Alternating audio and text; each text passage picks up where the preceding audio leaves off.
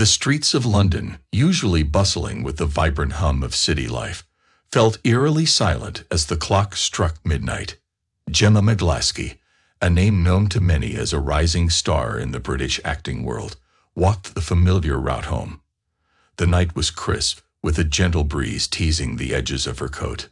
Gemma, her thoughts a whirlwind of scripts and rehearsals, hardly noticed the unusual quiet of the streets. She had always felt at home in the chaos of London, but tonight something felt unsettlingly different. Little did she know that this walk would be her last in the bustling city she so loved. As dawn broke, Gemma's absence began to cast a shadow of worry among her friends. Phone calls went unanswered, messages left unread. Her social media, usually aflutter with activity, lay dormant.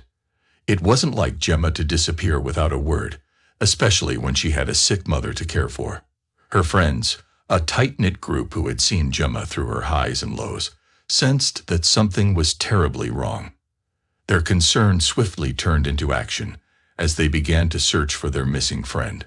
Streets were calmed, questions were asked, but Gemma seemed to have vanished into the night. As the day wore on with no sign of Gemma, her friends' worry turned into dread. They knew they had to escalate matters. With heavy hearts, they approached the police, igniting a search that would soon reveal a story so twisted it would shock the nation to its core. The city that had once been Gemma's stage was now the backdrop of her mysterious disappearance, a disappearance that would unravel a tale of secrets, lies, and betrayal. Years before Gemma Maglaski became a name shrouded in mystery and fear, she was a bright-eyed girl born on a cold February morning in 1983, in a small, cozy house nestled in the suburbs of England. Gemma grew up as the youngest in a family of 5. She was the cherished little sister to 2 protective older brothers, Tony and Danny, and the apple of her parents' eyes. From a young age, Gemma showed an affinity for the arts. She would often be found in her room, curtains drawn, enacting scenes from her favorite plays, her small audience of stuffed animals captivated by her performance. Her parents watched her, hearts swelling with pride, as she transformed their living room into stages of grandeur. As Gemma blossomed into her teenage years, her passion for acting only grew stronger. Her determination was palpable, her talent undeniable. At the age of 14, she made her first foray into the world of professional acting. Auditions became part of her routine, and rejection letters her fuel to push harder. In 1997, Gemma's perseverance paid off. She landed minor roles in local productions, each part a stepping stone towards her dream. Then, in 2000, at the tender age of 17, Gemma's big break came. She was offered a role in one of Britain's most popular TV series, Residents of East End. It was more than she had ever hoped for. Over 30 episodes, Gemma graced the screen, her presence magnetic, drawing viewers into her world. But as her star was rising, a shadow loomed over the Maglaski household. Gemma's mother fell ill, a grave illness that would require her daughter's sacrifice. At the height of her burgeoning career, Gemma made a choice that defined her. She stepped away from the limelight to care for her mother. It was a testament to the love and loyalty that ran deep in the Maglaski family, values that would later be twisted into a tragic narrative. In the heart of the Maglaski family, a crisis was brewing, one that would test their bonds and alter their lives forever. Gemma's mother, a pillar of strength and love in their household, faced a formidable enemy, a malignant brain tumor that threatened to snatch her away. The diagnosis came like a storm, leaving the family reeling in its wake. As the reality of the situation sunk in, Gemma, who had been basking in the glow of her newfound fame, found herself at a crossroads. Her career was on an upward trajectory, yet her mother's illness cast a shadow too dark to ignore.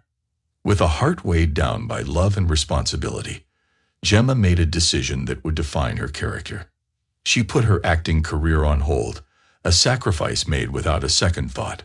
She chose to be there for her mother, to be the caregiver, the pillar of support her mother had always been for her. As Gemma navigated this new role, her life took on a different rhythm.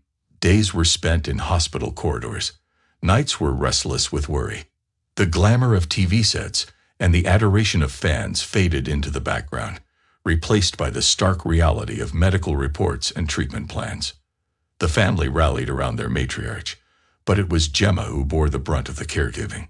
She became the constant presence by her mother's bedside, a source of comfort and hope in the grimmest of times.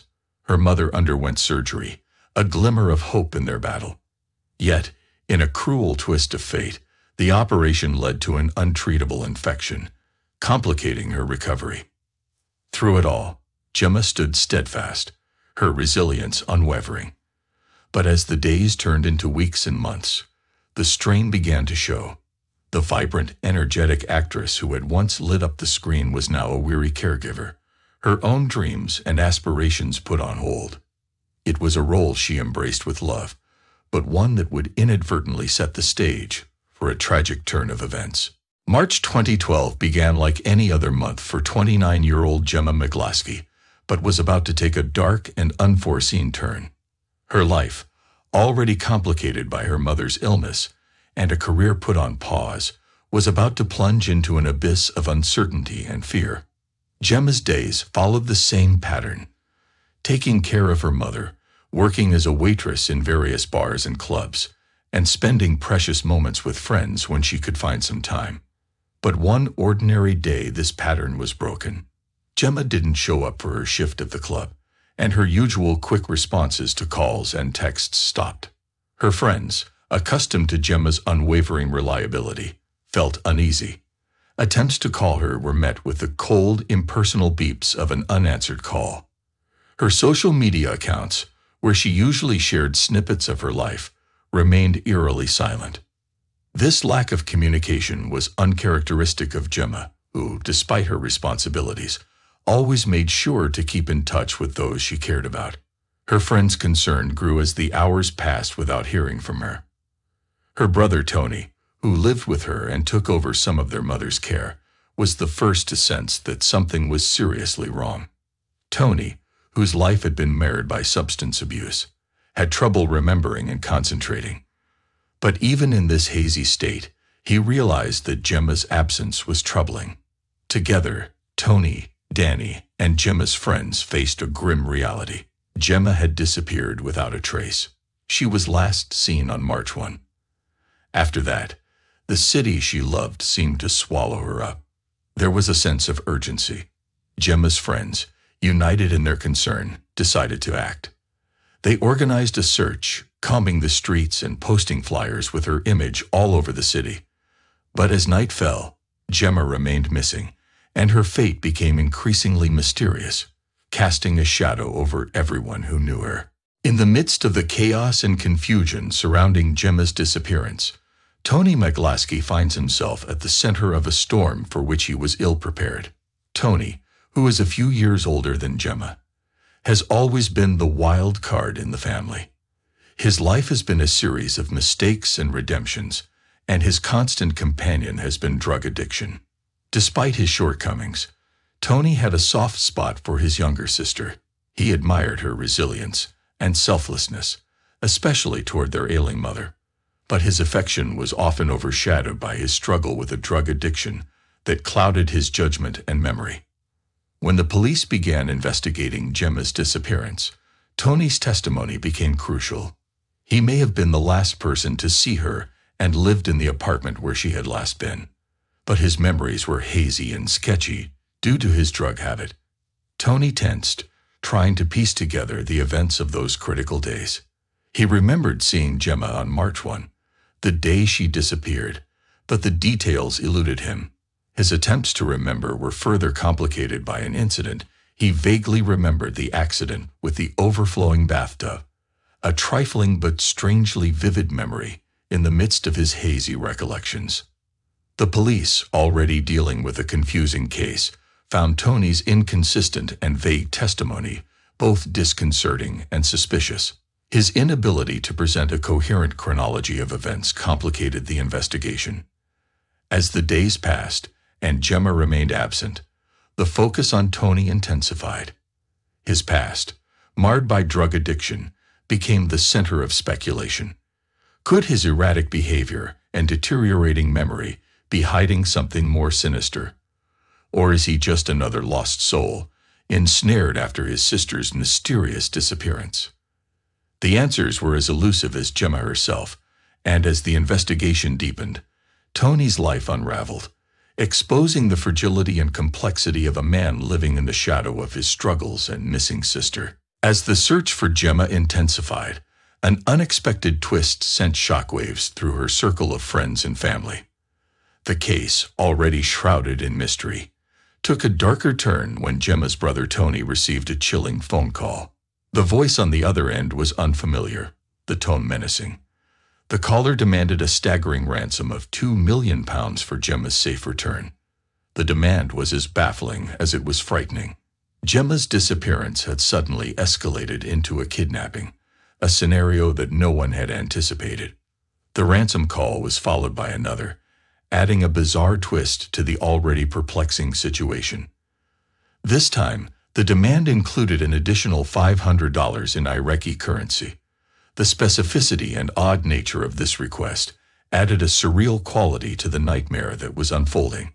Frantic with worry and confusion, Tony and his family grappled with the demands. The police, now dealing with a potential kidnapping, worked feverishly to trace the calls, but the voice remained elusive, hidden behind a veil of anonymity. As the investigation continued, a breakthrough came, but it was not what anyone expected. The source of the calls was traced not to a seasoned kidnapper, but to a 19-year-old named Sam from Kent. His home was alarmingly close to the specified ransom drop-off location, a railway station just outside London. Sam was arrested, his involvement in the case appearing more bizarre with each revelation. Under questioning, he admitted that the ransom demands were a twisted joke, concocted after seeing social media posts about Gemma's disappearance. His thoughtless prank added a cruel layer of complexity to an already harrowing situation. The revelation that the kidnapping angle was a hoax brought both relief and renewed despair. Relief that Gemma was not in the clutches of a kidnapper, but despair that her whereabouts remained a mystery. As Sam faced the consequences of his actions, the search for Gemma continued, each passing day diminishing the hope of finding her safe and sound. As the days turned into weeks with no sign of Gemma, a haunting discovery would soon cast a dark shadow over the already grim situation. The bustling city of London, a place where countless stories unfolded each day, was about to reveal a horrifying secret. A local boatman, navigating the murky waters of one of London's many canals, experienced a jolt that sent ripples of foreboding through his spine. His boat struck an object submerged in the water, an object that was decidedly out of place in the urban waterway. With a sinking feeling, the boatman approached the object, his worst fears materializing as he realized it was a suitcase. But nothing could have prepared him for what he found inside. The case burst open upon impact, revealing its gruesome contents, a dismembered human body, chilling in its mutilation. The head, arms, and legs were missing, leaving behind a torso that bore a single distinctive mark, a tattoo of an arrow on the lower back. It was a mark familiar to those who knew Gemma, a personal symbol that she had proudly shown off on sunnier days. The police were called to the grisly scene, the investigation taking a macabre turn. The discovery of the body in the canal shifted the search for Gemma from a missing person case to a murder investigation. The serene waters of the canal, once a place of tranquility, had become the resting place of a terrible secret. Forensic experts worked meticulously, confirming through DNA analysis that the remains were indeed those of Gemma Maglaski. The news shattered the last vestiges of hope among her family and friends. The vibrant, aspiring actress they had known and loved was gone, her life cut short in a manner most brutal and inhumane. As the city reeled from the shock, the police intensified their investigation. The discovery of Gemma's remains in the canal was not just the end of a search. It was the beginning of a quest for justice, a quest to unravel the mystery behind her tragic end. The grim discovery of Gemma's remains has turned the case from a desperate search into a terrifying murder investigation. Now the police, hunting for the killer, have turned their attention to those who were close to Gemma. At the center of their attention was Tony, her brother, who shared an apartment with her. Tony's inability to speak clearly about the days leading up to Gemma's disappearance, as well as his troubled past and erratic behavior, made him suspicious. The police delved deeper into his life and discovered a complex and tangled web, marked by drug use and strained family relationships. As the investigation progressed, Tony's actions in the days following Gemma's disappearance became increasingly disturbing. His reluctance to actively participate in the search, inconsistent statements, and detached demeanor painted a picture of a man disconnected from the tragedy unfolding around him. The breakthrough in the case came with the analysis of the timeline and Tony's movements. Evidence suggested that Gemma had returned home on the day of her disappearance, only for her phone to be switched off shortly after. The timing of these events placed Tony at the heart of the mystery. The question that loomed large was, how could Gemma's phone be turned off so soon after her arrival home, and what role did Tony play in it? The police theorized that an altercation might have occurred within the apartment, leading to a tragic outcome. Tony, present at the apartment during the suspected time of Gemma's murder, became the prime suspect. The detectives speculated that the ongoing tensions, possibly fueled by Tony's substance abuse, and the recent family conflicts, might have escalated into a deadly confrontation. With mounting evidence and growing suspicions, the police made the decision to arrest Tony. He was taken into custody, facing allegations too grim to comprehend, the murder of his own sister. The arrest sent shockwaves through the community and the Maglaski family, marking a heartbreaking turn in a saga that had already seen its share of sorrow and loss. Tony's arrest marked a new chapter in the investigation, one that delved into the dark and complex dynamics of a family torn apart by tragedy. As Tony faced the grim reality of the charges against him, the search for truth in Gemma's untimely death continued, with the hope of bringing closure to a story marred by tragedy and betrayal. With Tony Maglaski in custody, the police set about the daunting task of piecing together the events leading up to Gemma's tragic end. The investigation, now focused on uncovering the truth behind her murder, revealed a complex web of family relationships, emotional upheaval, and a fateful night that changed everything. Detectives meticulously reconstructed the chronology of Gemma's last movements. It was established that on the evening of her disappearance, she had returned home around the same time her phone had suddenly gone off. This crucial detail put Tony at the center of the mystery. A search for clues led the police to the apartment Gemma shared with Tony. It was there that they discovered disturbing signs of a violent struggle. There were traces of blood in the bathroom and faint signs of an attempt to clean up the crime scene. A knife with barely visible bloodstains was discovered, adding a sinister detail to the mystery. Tony's behavior during the investigation only heightened suspicion. His answers to questions were evasive and contradictory. His frequent memory lapses, which he attributed to drug use, did little to alleviate the growing doubts about his innocence. Further incriminating evidence emerged when the police examined Tony's phone records and found messages he had sent to Gemma after her disappearance. These messages, expressing love and concern, seemed incongruous with the reality of her being already dead. This behavior painted a picture of a man attempting to cover his tracks, to create an illusion of normalcy where there was none. As the case against Tony solidified, the shocking nature of Gemma's murder came into focus. It was a crime marked by brutality and a lack of remorse, pointing to a deeply disturbed mind.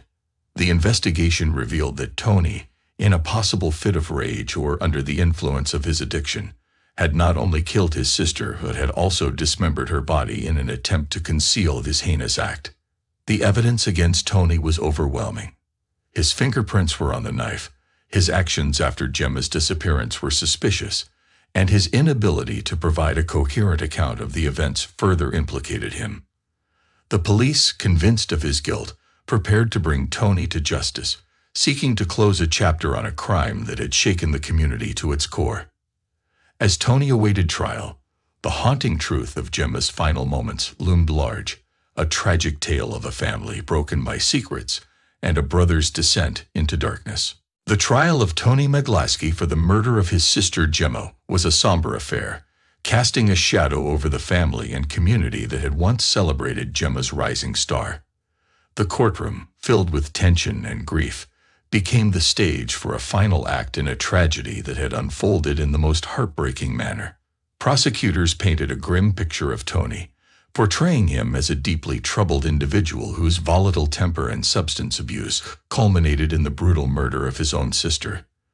They argued that the combination of a heated argument, possibly about Tony's lifestyle and its impact on their family, and his impaired judgment due to drug use, led to a violent confrontation. The defense, on the other hand, attempted to cast doubt on the prosecution's narrative, highlighting Tony's altered mental state and lack of clear motive.